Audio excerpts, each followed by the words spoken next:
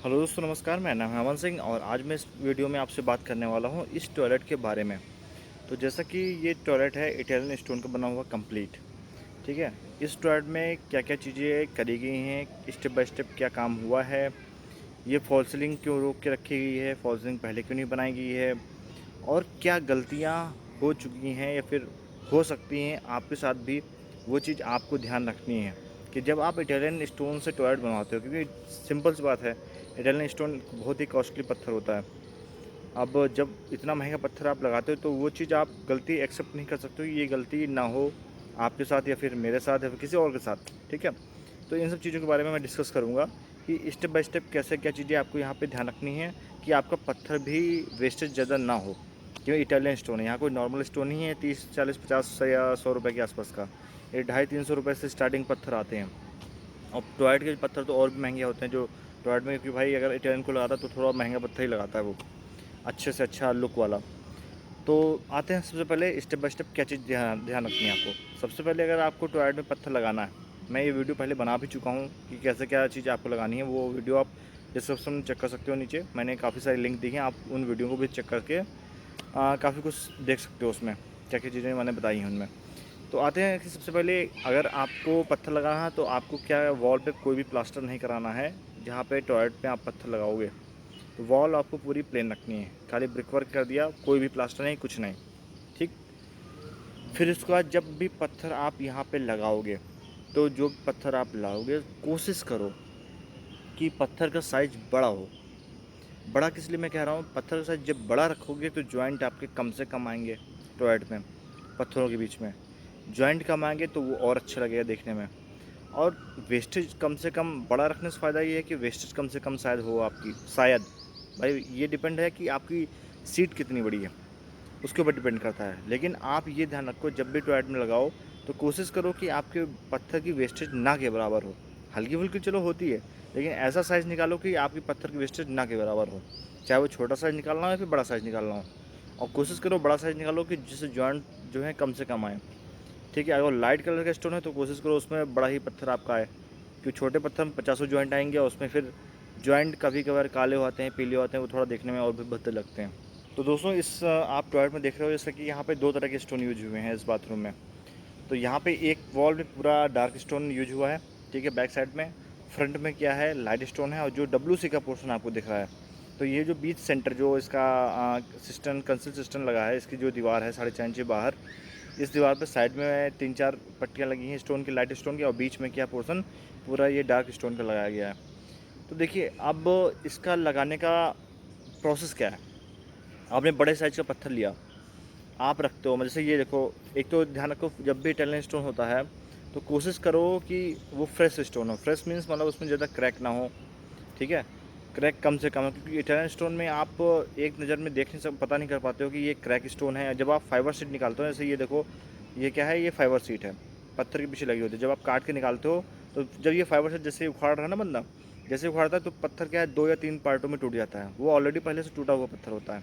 तो कोशिश करो मोटा पत्थर लो, और थोड़ा सा ऐसा पत्थर लो जिसमें क्रैक व्रैक थोड़ा कम दिखे। तो यहाँ पे देखो ये फाइबर शीट हटाई गई। अब इस स्टोन को क्या करना है, इस स्टोन को जो भी साइज, जैसे ये साइज जो है 4 बाई 2.5 फीट के आसपास का है, बल्कि शायद 4 फीट से ज़्यादा ही लंबा है।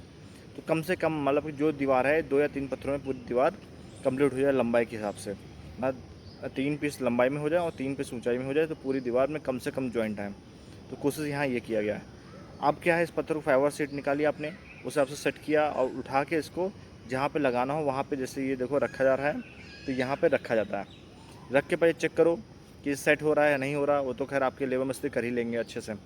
लेकिन जब सेट हो जाए तो यहाँ पे आपको केमिकल यूज़ करने हैं इटालियन के लिए खासकर, वो आपके जो पत्थर वाले हैं वो बता देंगे। तो मैं कभी अगर ज़रूरत पड़े तो आप बताना, तो मैं उस केमिकल के बारे में पूरी डिटेल आपको दूंगा कि कौन से इसमें कौन सा आपको केमिकल यूज़ करना है, कौन से पत्थर में। तो जब आप केमिकल लगाते हो तो यहाँ पे थोड़ी सी लापरवाही करते हैं जो मिस्त्री होते हैं। क्या करते हैं, जब वो केमिकल यहाँ जॉइंट में फिल करते हैं और छोड़ देते हैं ऐसे ही, जब वो पत्थर काटते हैं तो उसकी धूल धक्कड़ और थोड़ा सा भी जो गंदगी है वो केमिकल के ऊपर चिपक जाती है, और वो हल्का से एब्जॉर्ब भी होता है, और वहाँ पे पूरा ब्लैक निशान, जैसे ये आप दिख रहे हैं ना जॉइंट पे ब्लैक निशान, वो ब्लैक निशान यहाँ पे जॉइंट में आ जाता है। तो ये चीज़ ना हो तो इसके लिए क्या है प्रोसेस, कि जब भी केमिकल आपने सेट किया, पत्थर खड़ा किया, अभी पीछे कुछ मसाला नहीं भरा गया, अभी खाली पत्थर यहाँ पे रखा गया है। फिर क्या है, केमिकल लगाया गया है। केमिकल लगाने के बाद टेप लगा दिया गया है। और एब्रो टेप, टेप कौन सा लेना है, एब्रो टेप होता है जो कागज़ वाला टेप होता है, उसको लगाओ, अच्छे से चिपक जाता है उस केमिकल के ऊपर, और पत्थर को भी अच्छे से पकड़ होती है उसमें। तो एब्रो टेप लगाने के बाद ये ध्यान रखना है कि जो भी आपने केमिकल लगाया, फिर एब्रो टेप लगाया, फिर एब्रो टेप के ऊपर जब पत्थर आप खड़ा करते हो तो उसके बाद फिर पीओपी और सीमेंट का जो मिक्सर बना के ये लोग पत्थर को सपोर्ट देने के लिए पत्थर लगाते हैं, जो पीओपी और सीमेंट का मिक्सर लगाते हैं। तो उसको सेट हो जाए दो अच्छे से, आधा आधा घंटा। फिर इसके बाद इस जो जैसे ये पत्थर है, अब इस पत्थर को ऐसा नहीं कि एक साथ भरवाना है। अब जो ना समझ होंगे बंदे, जो नया कॉन्ट्रैक्टर होगा, वो सब इस सब चीज़ों को नहीं जानता होगा। कुछ लोग सॉलिड मसाला लगा के टाइल की तरह पेस्ट करते होंगे शायद, मैंने देखा तो नहीं, लेकिन शायद कुछ लोग ऐसे होंगे भी जो टाइल की तरह ही यूज करते होंगे पत्थर को भी। लेकिन पत्थर आपको इस तरह भरवाना है, लिक्विड फॉर्म में आपको मसाला बनवाना है, तब इसके पीछे इस तरह डालना है जैसे इस पत्थर में डाला जा रहा है। इस पत्थर को 2 या 3 पार्टों में आपको भरना है, एक साथ नहीं कि पूरा आपने मसाला बनाया और पूरे पत्थर को ऊपर तक फिल कर दिया। ज़्यादा एक साथ फिल करोगे तो क्या है, पत्थर वो बाहर निकल जाता है, पत्थर गिर जाएगा, टूट जाएगा, कोई फ़ायदा नहीं, इतना महंगा पत्थर। क्या करो, थोड़ा सा भरो, जब एक आधे घंटे का रेस्ट लो, फिर उसके बाद 1 डेढ़ घंटे बाद फिर भरो, फिर उसके बाद रेस्ट लो, फिर उसके बाद भरो। तो एक दिन में मुश्किल से इस तरह के 2 पीस ही लगाओ, इससे ज़्यादा पीस मत लगाओ, क्योंकि इससे ज़्यादा पीस होता है कि निकल सकता है, अच्छे से बॉन्डिंग नहीं होगी सीमेंट की, तो वो जल्द भाग जाएगा बाहर, निकल आएगा, टूट जाएगा, तो उसमें दिक्कत हो सकती है, क्योंकि महंगा कॉस्टली पत्थर है। अब दूसरी चीज़ आती है कि जो जॉइंट आते हैं, जॉइंट में चलो केमिकल लगा लिया, एब्रो टेप लगाया, ये तो एक पहला स्टेप हो गया साफ़ सफाई का, कि इसमें जॉइंट काला ना पड़े। दूसरी ये चीज़ है, अगर आपका पत्थर डार्क है तब तो कोई बात नहीं, ब्लैक सीमेंट आप यूज़ कर सकते हो। लेकिन अगर इटालियन पत्थर में अगर आपने लाइट कलर या क्रीम कलर या फिर वाइट कलर का पत्थर लिया है, तो उसमें आपको ब्लैक सीमेंट कतई नहीं यूज करनी है, उसमें हमेशा वाइट सीमेंट यूज करना। ठीक है, जो भी आप डस्ट से आप बदरपुर या मोरंग कुछ भी यूज कर रहे हो, तो उसमें वाइट सीमेंट यूज करना। अगर कोई भी क्रीम कलर या लाइट कलर का पत्थर आप यूज कर रहे हो इटालियन में, तो वॉल पे अगर आप काला यूज करते हो सीमेंट, तो जब आप लिक्विड फॉर्म में डालते हो ना पत्थर के पीछे, जैसे ही डाल रहा है बंदा, तो ये लिक्विड फॉर्म मसाला ही है, मसाला डाल रहा है तो ये क्या लिक्विड फॉर्म में है, तो सीमेंट भाई क्रैक जहाँ पे जॉइंट होता है, तो वहाँ पे कुछ ना कुछ गैप तो रहता ही है। आपने बाहर से तो केमिकल लगा दिया, लेकिन पीछे से तो केमिकल लगा नहीं है, तो जो भी गैप होगा उसमें सीमेंट भर जाती है, और वो सीमेंट कहीं ना कहीं से हल्का सा बाहर से दिखने लगती है जॉइंट पे, तो कालापन दिखता है। वाइट सीमेंट जब होगी, तो वाइट सीमेंट में लाइट कलर का पत्थर हो तो इतना महसूस नहीं होता है। बाहर केमिकल लगा है, पीछे से वाइट सीमेंट गई तो हल्की फुल्की वाइट सीमेंट जाएगी, लेकिन उतना महसूस नहीं, उतनी गंदगी दिखेगी नहीं। ये चीज़ ध्यान रखना कि अगर लाइट कलर का पत्थर है तो वाइट सीमेंट, डार्क कलर का पत्थर आप यूज करवा रहे हो इटालियन में, तब तो कोई दिक्कत नहीं, आप काली पीली कुछ भी सीमेंट यूज करवाए हैं यूज कराओ। अब आते हैं कि यहाँ पे क्या है, सीलिंग क्यों बाद में, सीलिंग क्यों होल्ड करके रखी गई है इस बाथरूम में। काफ़ी लोग का ये क्वेश्चन होगा कि यहाँ पे सीलिंग क्यों होल्ड, सीलिंग तो पहले भी बना सकते थे ना, तो सीलिंग बना सकते हैं, लेकिन उसका कोई फ़ायदा नहीं। सीलिंग अगर यहाँ पत्थर लग रहा है, तो अब देखो ऊपर के जो टॉप पत्थर है, जो ऊपर के टॉप पत्थर देख रहे हो, तो इसको मसाला कैसे भरेगा बंदा, टाइल तो हो नहीं पाएगा कि इतना बड़ा पीस है, इसमें मसाला कैसे चिपकाएगा। भाई इसके लिए सीलिंग छोड़नी पड़ेगी, फ्रेम आपने बंधवा लिया। अब यहाँ पे देखो, ये इसी टॉयलेट का पोर्शन है, यहाँ पे पत्थर लगा हुआ है, पत्थर थोड़ा सा भर चुका था पहले और कुछ बाकी रह गया था, तो अब यहाँ पे कम से कम उसके पास जगह है। अब इसमें मसाले को ऊपर से देखो सीलिंग के फ्रेम के अंदर से डाल रहा है, तो इससे फ़ायदा क्या है, जब पत्थर पूरा लग गया सीलिंग के फ्रेम तक, टॉप तक, उसके बाद फॉल सीलिंग बाद में पीओपी वाला जब भी मन हो तब भी कर देगा, और फिर उसके बाद आप इसमें मसाला डालने में भी आसानी होती है।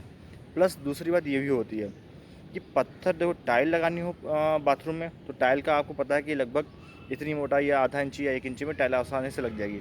लेकिन कभी कभार पत्थर में ये चीज़ प्रॉब्लम होती है, आप अंदाज़ा नहीं लगा सकते कितना मोटा पत्थर आपका लगेगा दीवार पे। शायद मसाला 1 इंची भी आ सकता है, 1.25 इंची भी आ सकता है, 30 mm भी आ सकता है, 20 mm भी आ सकता है।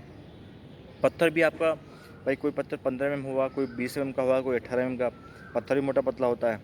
जब वो चीज़ पत्थर लगाओगे, दीवार कहीं टेढ़ी मेढ़ी हो, तो उसको बराबर भाई वो लेके चलेगा पत्थर वाला, तो उस हिसाब से जब पत्थर लग के जब ऊपर तक जाएगा, तो आपकी सीलिंग का पोर्शन भी थोड़ा बहुत डिसबैलेंस हो जाता है, वो ड्राइंग के हिसाब से जो सीलिंग भी आगे पीछे होने लगती है। तो जब आप पत्थर लगा लो, जब पूरा आपको टॉयलेट कंप्लीट हो जाएगा, साहुल सूदन पूरा एकदम टॉयलेट बन जाएगा, तो उसके बाद आपका फ्रेम जो है, फ्रेम में थोड़ा बहुत चेंजेस करके आप डिज़ाइन को भी अच्छे से, जो उसकी डायमेंशन या फिर डायग्राम उसका हुआ ड्राइंग का, उस हिसाब से आप उसको मैनेज कर सकते हो।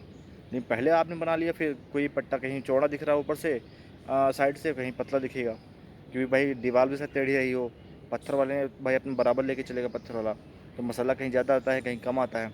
तो ये सब चीज़ें काफ़ी चीज़ें ध्यान रखनी पड़ती हैं इन सब केसों में। तो बस दोस्तों इस वीडियो में इतना है कि एक तो गंदगी ध्यान रखनी है, जैसे ये जॉइंट है ये काले ना पड़े लाइट कलर, तो यहाँ पे आपको वाइट सीमेंट यूज करनी है और केमिकल यूज करना है, और टेप जरूर लगा दें जॉइंट के ऊपर, जिससे कि ऊपर की डस्टिंग या गंदगी जो होती है वो इसके केमिकल के ऊपर चिपके ना। फिर इसके बाद आपको घिसाई करवाना हो घिसाई करवाओ, कोई दिक्कत नहीं।